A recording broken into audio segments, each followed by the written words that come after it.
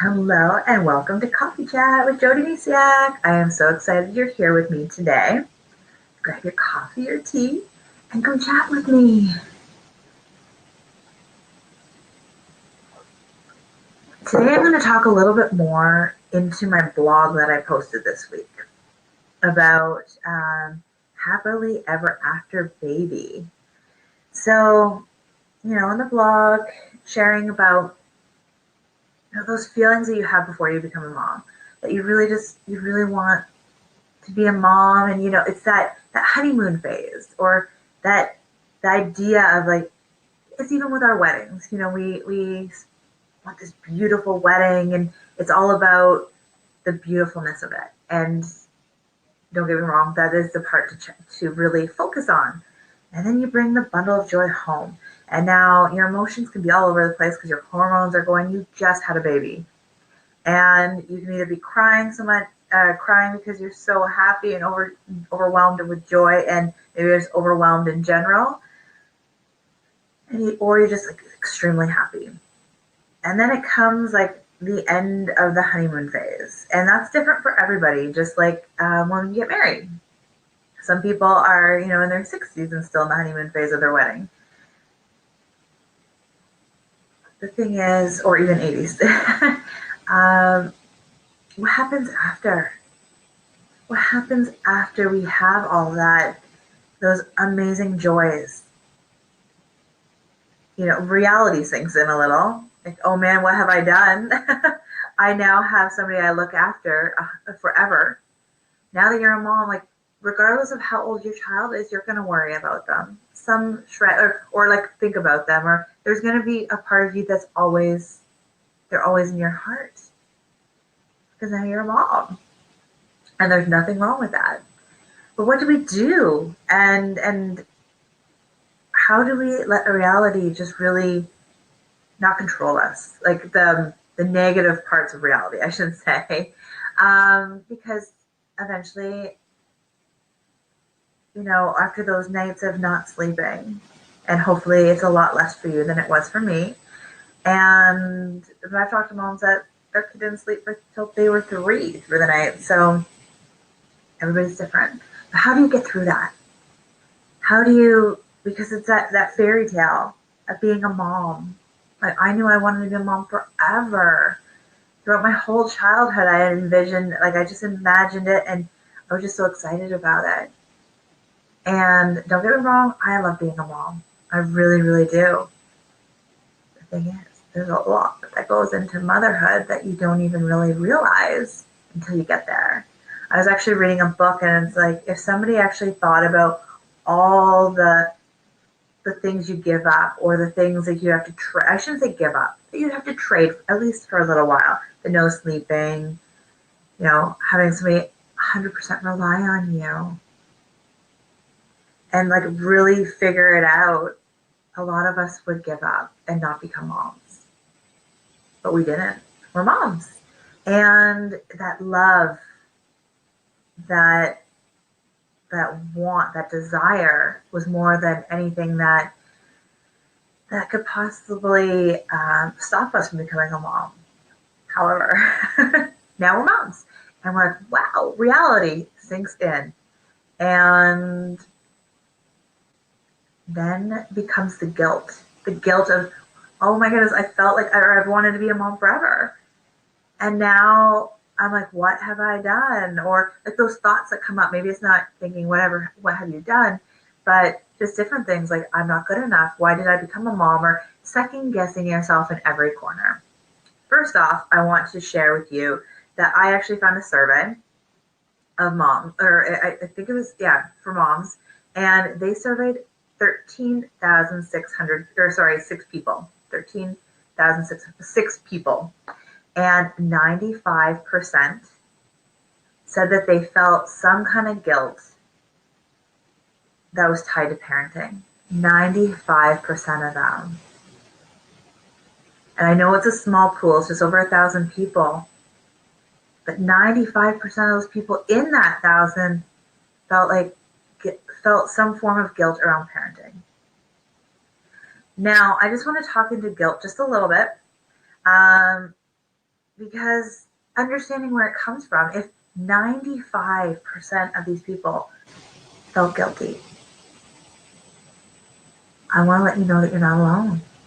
So here's the thing, guilt is a natural emotion. It is there. It is okay to feel. It's actually there. It was there to help us, guide us, and use it.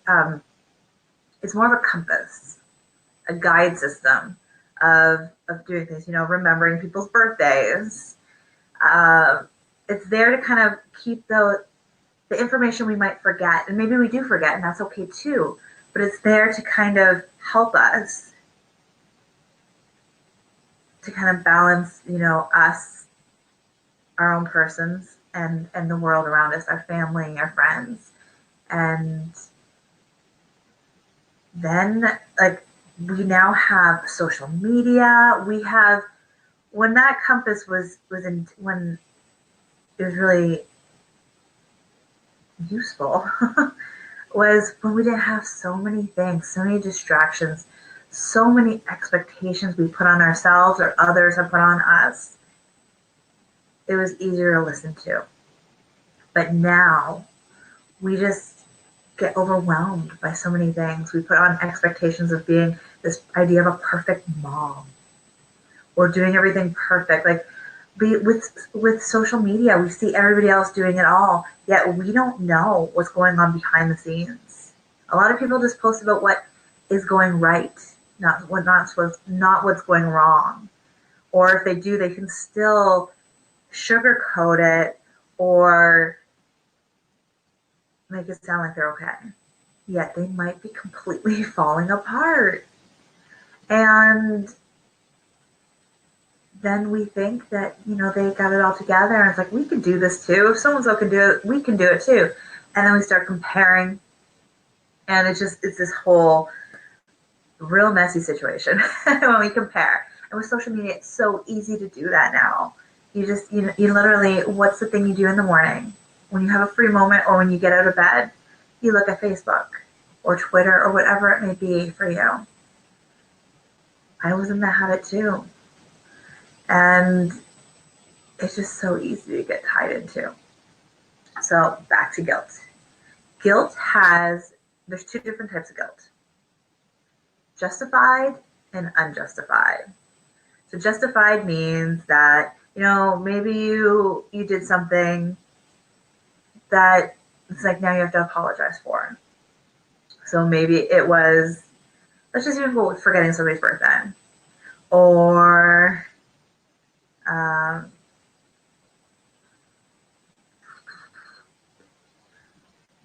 let's just say you had a bad day and you took it out on somebody else. Those are justified guilt. Now, it's not about beating yourself up because it was actually justified. It's just going and making amends with that person and just saying, look, I was having a really bad day, or just having that conversation and then letting it go. And then obviously learning from it too. Why did you have a bad day? Why did you take it out on somebody else? And really just look at that. And then there's unjustified. And that's where a lot of the mommy guilt falls into, is unjustified. So, for example, people feel guilty when they have to go to work and leave their kids with a daycare or a babysitter all day long. That's unjustified guilt. You had to make a decision, pay the bills or go to work. Or maybe you love your job and it's that outlet and you still feel guilty though because you're like, well, I love it here. Why would I, you want that time away. Still unjustified. You're making a decision. You're doing something that lights you up. If you don't do that, then you're going to really resent your child, resent your life, and then no one benefits from that either. So a lot of the mommy guilt comes from things that we have to make a choice about and things that just are not justified. And it's really just looking at that and realizing that, one, you're not alone in this whole world of feeling bad about being a mom. And second off is you don't really have anything to feel guilty about. Now, before you hate me and say, oh, but I still feel guilty. And why are you saying that's not justified? It's the thing is, I'm just letting you know. Because we've been conditioned to feel this way. And it sucks. And it's not that it's going to just change overnight once you hear this and realize it's like, oh, but it's the start point of turning things around. It's realizing, okay, so these things that I'm feeling aren't really justified. However, like, where do they stem from? And it's just loving yourself through this. Loving yourself, giving yourself a big hug when you realize this. It's realizing that you didn't do anything wrong. That there's nothing to feel bad about. Now, again, that won't just make everything better. It might actually be like putting a Band-Aid on a wound where it's like, okay, it's not gushing blood anymore. You're feeling a little bit better, but it's really, how am I going to heal this? How are you going to heal that part? Like, most of the things I say is realizing what's going on, being mindful of the situation, and then making a decision to make a change for the better, and realizing that this mommy journey is not easy. And it's funny because it's like you don't think about those things when you're like, oh, I want to be a mom, or maybe you did. I was very much the fairy tale, like happily ever after, and for the most part, it is. But it's those days that you're not sleeping, or your kids are running off the walls. I know here it's March break, or actually just March break ended. Last week was March break around here, and man, it went crazy. I'm lucky my daughter's in a forest school, so they actually still had school. Next year will be a different situation, but you're home with them possibly for a whole week, or you had to transport them to somewhere else for daycare or babysitter, and they're out of their normal routine, so things might have went crazy. It's in those moments where you have to just pause and just send yourself some love and realize that you're doing the best you can right now. You're doing the best you can. So when we do the best we can, that's all we ask for.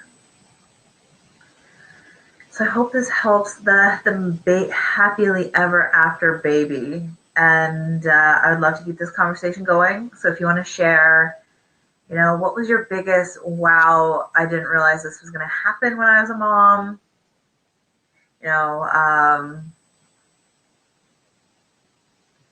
Ways that, I'm trying to think what else. Yeah. What was your biggest, like, wow, I can't believe that happened. Or I didn't realize that this was coming with the mommy role.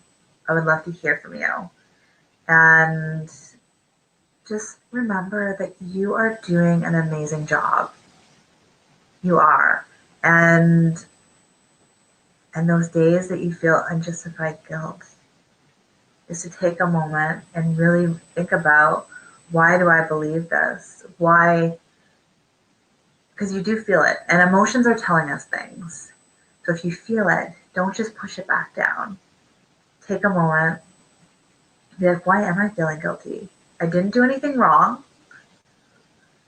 Or you think you did. See, there's the thing. You think you did something wrong. But again, remember, a lot of them are choices. For me, I choose to hang out with my kids instead of clean the house 24/7. Because here's the thing. Our kids are going to be young for so long. Like, I watch, and every day they're changing and growing. And I'm like, I don't want to miss this. That's my personal preference. If you prefer to have a clean house, that is all. That's you, and that's fine. we all have different preferences. And I have to be okay with a dirtier house. I don't really like it, but it's a give and take. We can't do everything all the time. And it's for me, I have this passion to get out and help women and moms. So that means, some late nights here and there. And it's having my husband help me take care of the kids and having this balance between. Again, that's one of the other reasons the house doesn't get cleaned as much. It's, do I clean the house when the kids go to bed, or do I work, or do I take care of me? Like, there's so much going on. We all get to make the decision about what works best for you, your family, and your life. You can't feel guilty about that. When you take care of you and then your family, your life,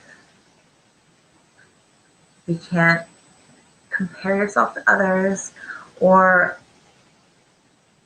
because everybody has different situations going on. So know that wherever you are in your life right now, as long as you're doing it for you, your family, and your life, you're on the right track. And if you need some help, that's what we're here for. I hope you have a beautiful day. Go Rocket Moms. Bye for now.